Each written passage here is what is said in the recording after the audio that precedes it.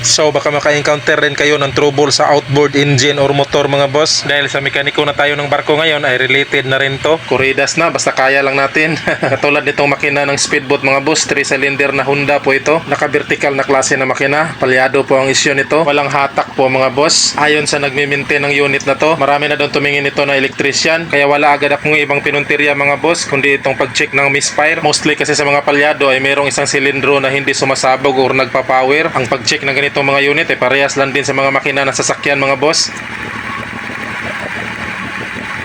Bubunutin mo lang ang high tension wire, tapos papakaramdaman mo kung papalag ba ang makina or mamamatay. Kung ito ay manginginig at magkurog-kurog mga boss, ibig sabihin merong reaksyon. Sa madaling salita, goods pa ang silindro na yon, may power doon. Pero pag ang silindro na yung binubunot na high tension wire ay walang manginig, walang response ang andar ng makina, walang nagbago, ganun pa rin, ay ibig sabihin doon ang problema.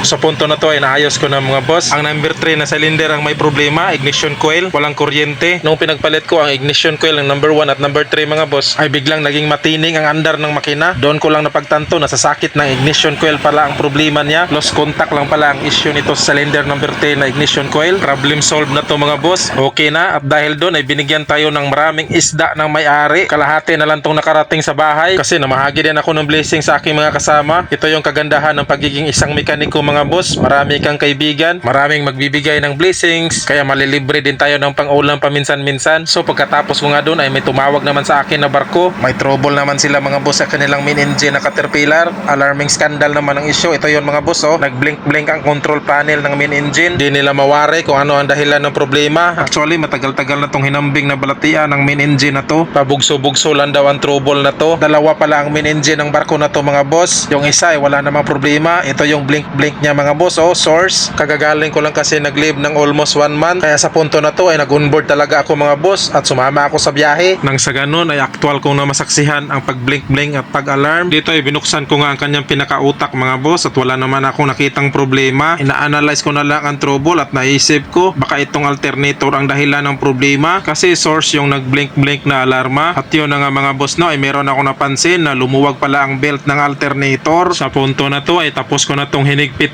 mga boss. Ox na ang higpit niyan at maya-maya lang ay magpapaandar na kami. Kakarating lang pala namin dito sa kabilang puerto. 30 minutes lang ang standby dito at balik agad sa biyahe. At sa punto na to ay nandito na ako sa bridge. Reading na lang ako ng mga parameters dito mga boss. So far so good ay naging okay naman siya. Kitang-kita na sa voltmeter ng kanyang alternator na hindi na siya nagbaba taas ang kanyang pointer. Dati-dati kung mag-alarma daw to ay maghahunting ang voltmeter at mahirap nang patayin ang main engine yan mga boss. Yung emergency lever na ang kanilang ginagamit sa pagpatay. Ngayon ay binalikan ko nga ang engine room. Wala na nga ang alarma mga boss. Problem solved na.